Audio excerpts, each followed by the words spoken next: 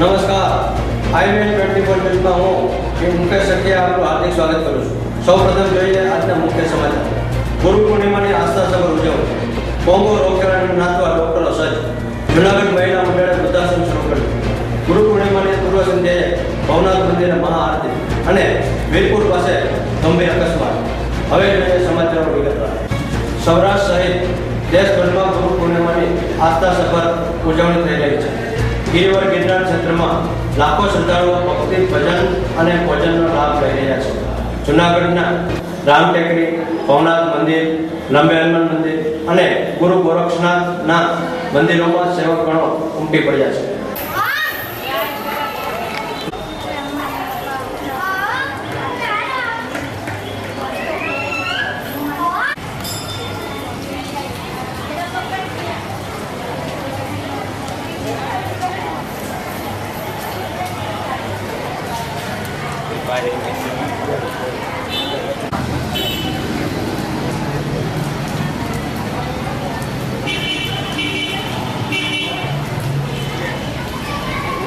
ગુરુ પૂનમની ઉજવણી છે કે બધું આ તે કે બધું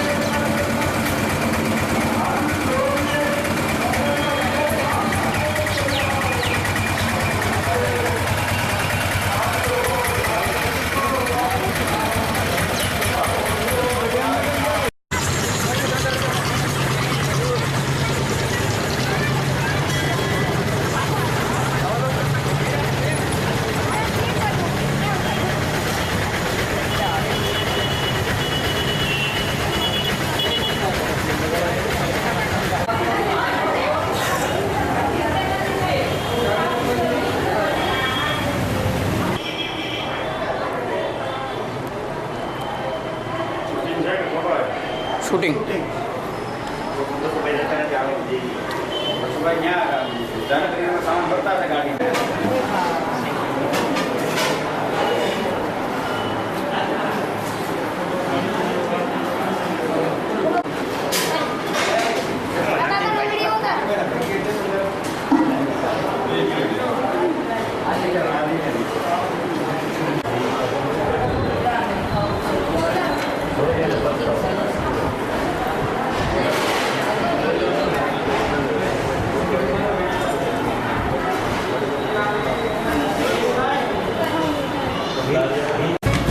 જૂનાગઢ મહિલા મંડળ દ્વારા સ્વર્ગસ્થ મહાસુંદરાબેન વૈદ્યના નામનો વૃદ્ધાશ્રમ શરૂ કરવામાં આવેલ છે. આ વૃદ્ધાશ્રમમાં શરૂઆતમાં આવનાર વૃદ્ધ લોકોને 1 મહિના સુધી જમણવાર અને નાસ્તાનો ખર્ચ મનસુખભાઈ વાજા સંભાળશે. આ પ્રસંગે જુનીભાઈ લોઢિયા, રમેશભાઈ શેઠ, ઋષિકેશભાઈ પૂછ, ભાસ્કરભાઈ ઉપાધ્યાય, મથુરભાઈ નિર્મળ, સત્કન્યાબેન રાણાવટી, મીનાક્ષીબેન પૂછ, જાગૃતિબેન ખારોડ સહિતના અનેક અગ્રણીઓ ઉપસ્થિત રહ્યા હતા. અને નવો પ્રોજેક્ટ અમે શરૂ કરીએ છીએ. ઘણા બધા મોટી ઉંમરના બહેનો હોય અને જેમને એકલા હોય અથવા તો ઘરમાં સમૂહમાં બધા સાથે રહેતા હોય પણ માનસિક રીતે એકલપણું રાખતું હોય, જેનો સમય જતો ન હોય, મનમાં મૂંઝાતા હોય, ક્યાંય વાત કરી શકતા ન હોય, સારા ઘરના હોય તો વૃદ્ધાશ્રમમાં પણ ન જઈ શકે અને પરિસ્થિતિ એટલી બધી ખરાબ થઈ જાય કે એને સાચવવા અઘરા પડી જાય. ઘણી વખત રાજી ખુશીથી પણ રહેવા માગતા હોય, પોતાની રીતે રહેવા માગતા હોય પણ એને કોઈ પ્રવૃત્તિ ન હોય અને માનસિક રીતે એનો વિકાસ અટકી જતો હોય. એને માટે એવું એક નક્કી કરવામાં આવ્યું છે કે માશ્વેતાબેન વૈદ્યના નામથી આ એક પ્રોજેક્ટ શરૂ કરીએ છીએ અને એમાં જે બહેનો 5 વર્ષથી ઉપરના હોય અને જે આવી પરિસ્થિતિના ભોગ બન્યા હોય અથવા તેમને ઈચ્છા હોય, માનસિક રીતે એમ થાય કે અમારે કંઈક કરવું છે, એવા બહેનો માટે 12 થી 5નો સમય અને એ લોકોને ઇતર પ્રવૃત્તિ, પ્રાર્થના, સમાચાર, ટીવીમાં પણ એ લોકો જોઈ શકે. સાથે સાથે યોગા, કસરત, સંગીત, પ્રવચન, જુદા જુદા ધાર્મિક પ્રસંગોને લગતી વાતો, પુસ્તકાલય, બપોરે નાસ્તો અને ચા, કોઈક વખત જૂનાગઢ અને એની આજુબાજુમાં ફરવા લઈ જવા, મેડિકલ ચેકઅપ કરાવવું, આ બધું જ કરવું અને જેમાં બધા સાથે મળી અને પોતાનો દિવસ વિતાવે આવો એક પ્રોજેક્ટ અમે અખિલ મહિલા પરિષદ અને જિલ્લા મહિલા મંડળ દ્વારા શરૂ કરવાની આજે શરૂઆત કરીએ છીએ.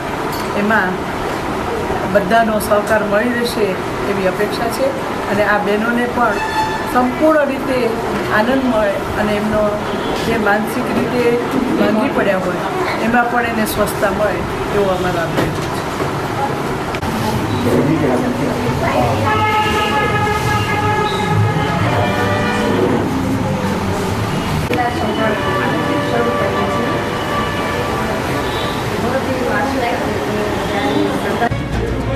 ગુરુ પૂર્ણિમાની પૂર્વ સંધ્યાએ ભવનાથ તળેટીના ભવનાથ મંદિરે એક ભવ્ય મહાઆરતીનું આયોજન કરવામાં આવ્યું.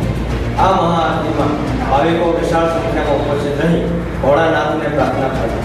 ભવનાથ મંદિરના મહંતશ્રીએ ગુરુ પૂર્ણિમાની પૂર્વ સંધ્યાએ શાનદાર ઉજવણી કરવામાં આવશે અને ભાવિકોને ભક્તિ અને ભજનનો લાભ મળશે તેમ જણાવ્યું હતું.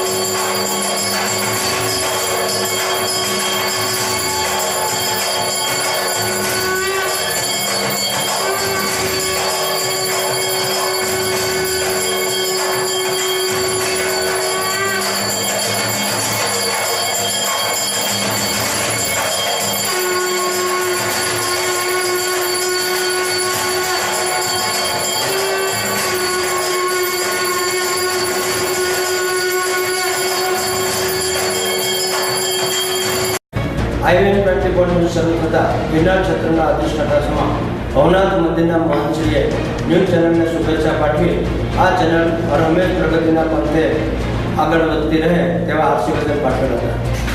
ભવનાથના મહંત રમેશગીરી મહારાજે જે નવી ચેનલ શરૂ થઈ છે IVN 24 એને હું શુભ આશીષ અને અભિનંદન આપું છું કે સારું કાર્ય કરે ને સારી રીતે ચાલે.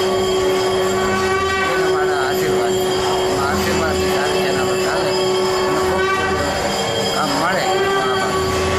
હાજી બાપુ. વર્ષોથી ચાલે આવતીકાલે ગુરુ પૂર્ણિમાનો દિવસ છે અને બધે શિષ્યો ગુરુજીની પૂજા કરે છે અને અમારા ભવનાથ મંદિરે પણ આ રીતે ગુરુજીની પૂજા કરવામાં આવશે અને સેવક સમુદાયની સાથે અને બપોરે જમણવાર કરીને સાંજે આ પૂજા સંપન્ન કરવામાં આવશે. ગુરુ પૂર્ણિમા હું રામટેકરી જુનાગઢ તરફથી I-124 ન્યૂઝ ચેનલને હાર્દિક અભિનંદન આપું છું કે તેઓ સમાજમાં સારું કામ કરે, સારી લોકો સુધી સમાચાર પહોંચાડે અને લોકોના દુઃખ દૂર કરે. એ ખૂબ ખૂબ અભિનંદન અને ખૂબ પ્રગતિ કરે તેઓ ખૂબ આગળ. જય શ્રી રામ. રાજ્યભરમાં ફાટી નીકળેલ કોંગો ફીવર રોગ અંગે રાજકોટ સિવિલ હોસ્પિટલના ડોક્ટરો સજ્જ બની ગયા છે અને કોંગોથી બચવા લોકોએ શું કરવું જોઈએ તેનું માર્ગદર્શન આપેલું. આશીષ મોવલિયા.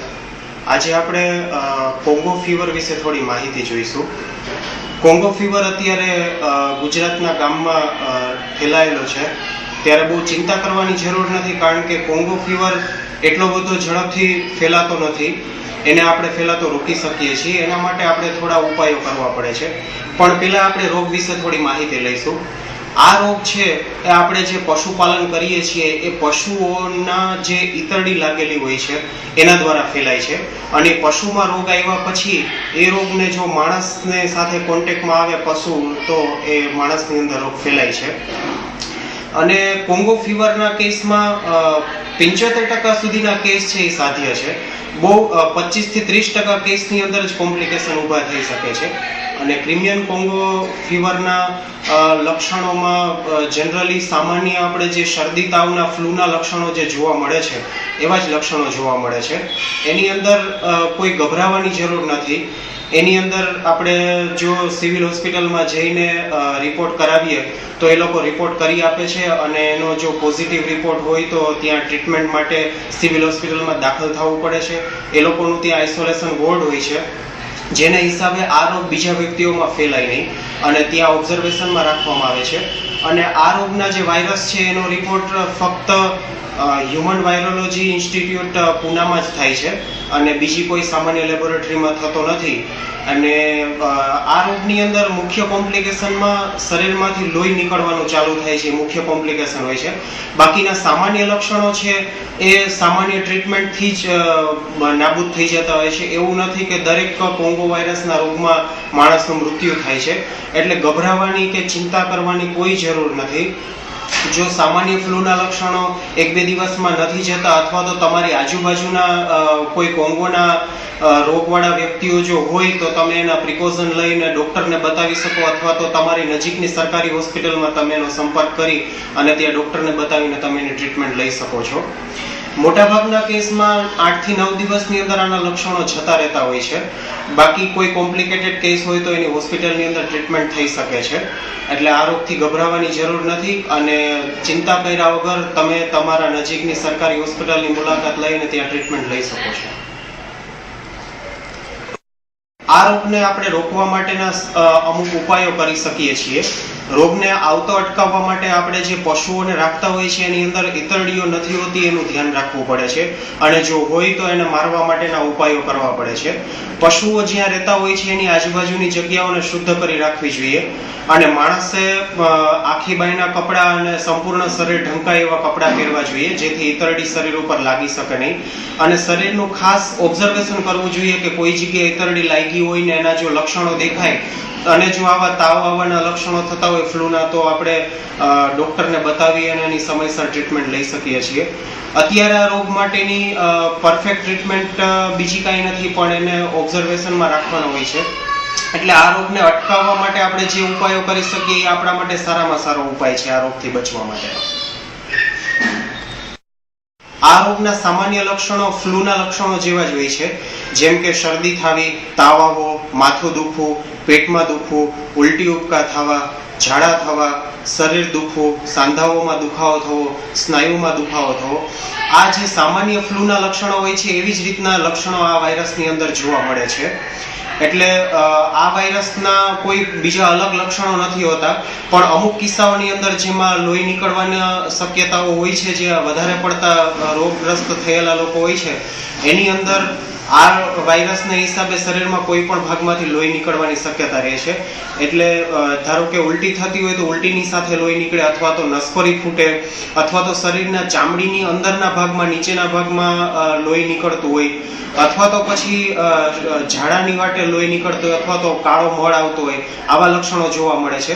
આ લક્ષણો થોડા ગંભીર છે, એટલા માટે આવા લક્ષણો જો જોવા મળે તો તરત જ ડોક્ટરની મુલાકાત લઈ અને યોગ્ય સારવાર લેવી જરૂરી છે. બાકી આ જે સામાન્ય લક્ષણો છે એ 8 થી 9 દિવસની અંદર એની જાતે જ ક્લિયર થઈ જાય છે.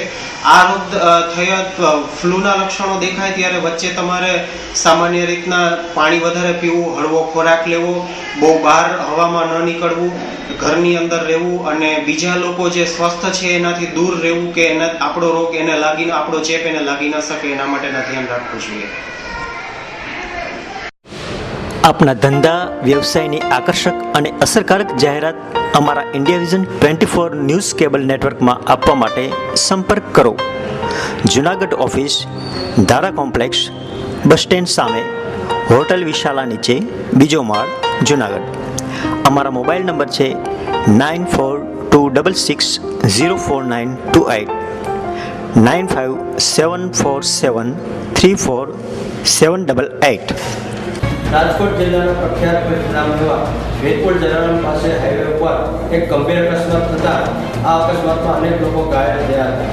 આ અકસ્માતથી ઘાયલ થયેલાઓને રાજકોટ હોસ્પિટલમાં દાખલ કરવામાં આવ્યા.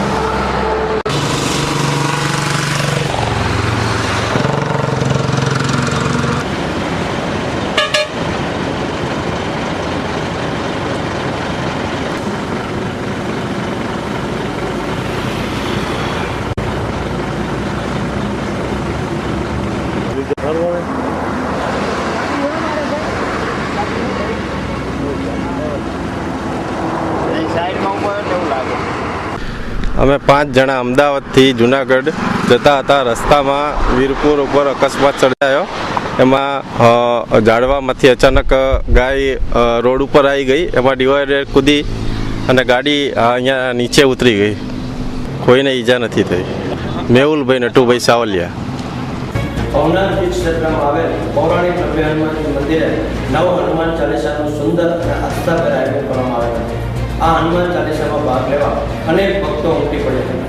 અત્રે ઉલ્લેખનીય છે કે નવ્ય હનુમાન મંદિરે હનુમાન ચાલીસા અને સુંદરકાંડના પાઠ સતત યોજાતા હોય અને આદિ વ્યાધિ અને ઉપાધિના નષ્ટ કરતા હનુમાનજી સ્વયં બિરાજતા હોવાથી હજારો ભક્તો ઉમટી પડ્યા હતા.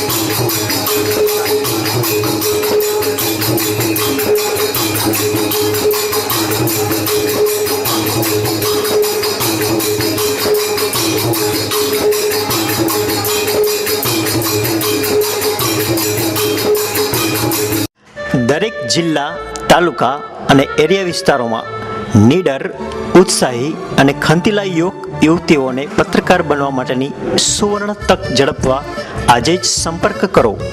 ઇન્ડિયા વિઝન, સૌરાષ્ટ્ર કાર્યાલય 211 વિત ભવન, ICICI બેંક ઉપર, સ્વામિનારાયણ ગુરુકુળ સામે, Gondal road, Rajkot. Email ivn24news@gmail.com. Website www.ivn24news.com. સમાચારો પૂર્ણ કરતા પહેલા મુખ્ય સમાચારો પર ફરી એક નજર. ગુરુ પૂર્ણિમાની આસ્થાસભર ઉજવણી. કોંગો રોગચાળા નાથવા ડોક્ટરો સજ્જ. જૂનાગઢ મહિલા મંડળ વૃદ્ધાશ્રમ શરૂ કર્યું. ગુરુ પૂર્ણિમાની પૂર્ણ સંધ્યાએ ભવનાથ મંદિરે મહાઆરતી અને વીરપુર પાસે ગંભીર અકસ્માત. તો આ હતા આજના સમાચારો. આવતીકાલે નવા સમાચારો સાથે ફરી મળીશું. ત્યાં સુધી રજા આપશો. નમસ્કાર, શુભરાત્રી.